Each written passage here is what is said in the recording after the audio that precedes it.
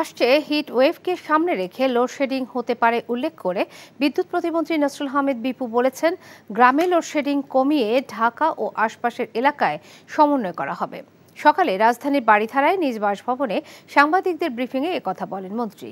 দেশের মানুষকে নিরবচ্ছিন্ন বিদ্যুৎ সরবরাহে সরকার কাজ করছে উল্লেখ করে মন্ত্রী বলেন, নেপাল থেকে আমদানিকৃত 40 মেগাওয়াট বিদ্যুৎ আগামী মাসে জাতীয় গ্রিডে যুক্ত হবে। এছাড়া আগামী বছর থেকে রূপপুর পারমাণবিক বিদ্যুৎ কেন্দ্র উৎপাদনে যাবে। তখন লোডশেডিং অনেকাংশে কমে আসবে বলে জানান তিনি।